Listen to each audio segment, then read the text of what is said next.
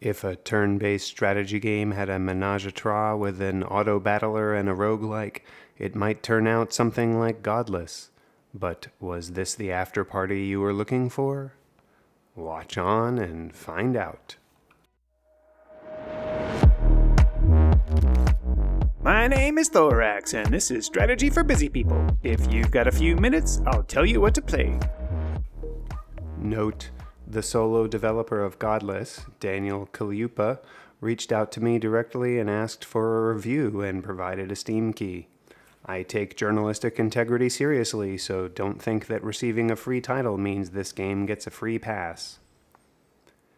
This week on Strategy for Busy People, we're looking at something a bit out of our normal wheelhouse with Godless by Daniel Kaluuya.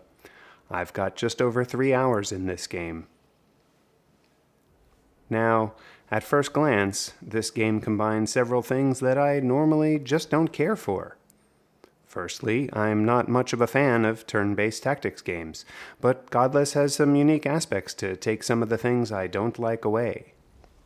Secondly, I'm generally not a fan of roguelikes because of all the randomness.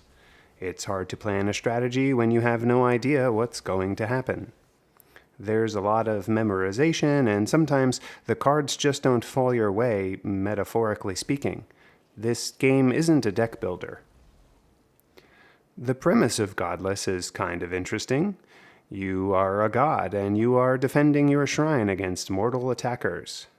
Each turn, you have a variety of actions that you can take. The play area is a relatively small hex-based battlefield, but any units that you create are auto-battlers and you have no direct control over them. At first glance, this might seem weird, but personally, I often find some of the tactics management part of turn-based tactics to be tiresome. In the case of Godless, much of your strategy is figuring out what types of units to play that you have access to, where to play them, and how their powers might combine. No, not those powers combining, although earth, fire, water, and other elements do come into play. Sorry, Captain Planet, maybe next time. So for me, the auto-battler aspects were kind of a plus because I wasn't micromanaging every unit's actions or tactics. Units have both an attack power and an overall health. As the battle progresses, these numbers may end up varying wildly from their initial starting points. And, as I mentioned before, figuring out interesting combinations of units and the hex tile effects can create some quite powerful situations. On one run, I had the Cursed Spirit and the Beast. When a Cursed Spirit died near an ally, it would get more health or attack. I can't remember, but the Cursed Spirit spawned with only 1 health, and Swamp Tiles would do 3 damage per turn. So I would just spam Cursed Spirits next to Beasts and jack up their stats. And then the Beast's buff was something about its attack being equal to its health, so this turned out to be a pretty powerful combination. The battlefield isn't just boring, bland hexes either. Each hex might have special properties that are either benefits or deterrents in some way. As an example, your skills all require mana to use, which you only generate a limited supply of each turn. In some cases, a hex tile might provide a mana buff when a unit enters it. Placing a unit shows you the move it will make in a subsequent turn, so you can bring units onto the field with an expectation that on the next turn you might get a mana bump for doing so. Additionally, while you can instantiate units on your turn, you also get tile-altering skills that allow you to, alter the tiles. As an example, there is a tile skill you can play that causes any allied units that you bring into play on that tile to get +4 health while they are in play. And if there are tiles that you don't like, playing a tile skill on top of the existing tile will change it to whatever it was that you wanted. Adding to this are various status effects that your shrine might have. In some cases, each turn that there are no units near your shrine, it might get mana or health. Or, similarly, creating a unit near your shrine might result in some kind of status buff for either the shrine, the unit, or both. In what has become a common roguelike trope these days, at the completion of a run, you receive a score and some points that you can use to unlock things in what Godless calls the library.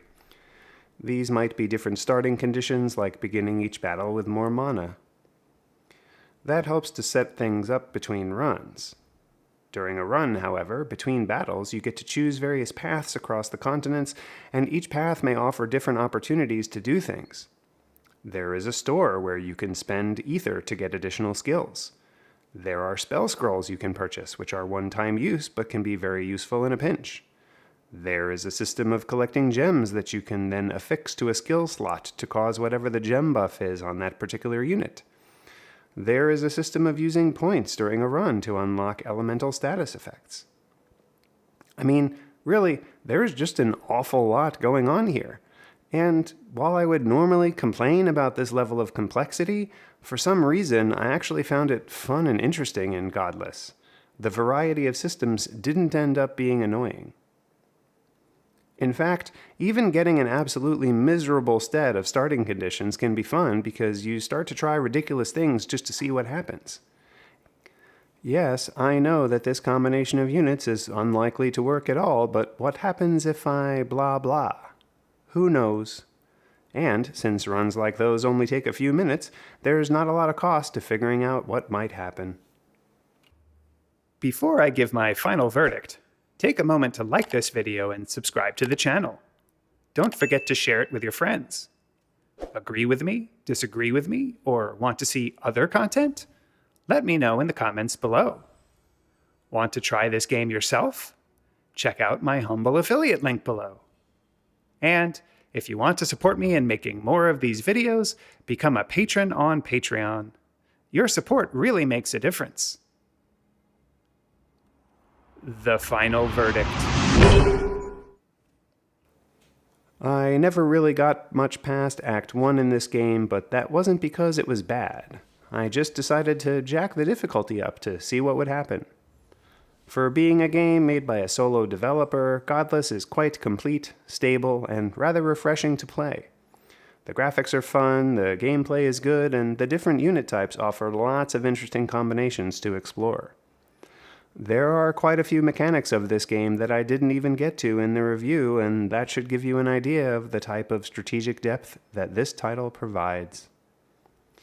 On my trademark 3-point score scale of avoid, meh, and I forgot to eat, there really weren't many edible things to encounter in this game, which might be upsetting. Fortunately, I found the game fun and definitely worthy of my time, even despite the lack of edibles on the battlefield.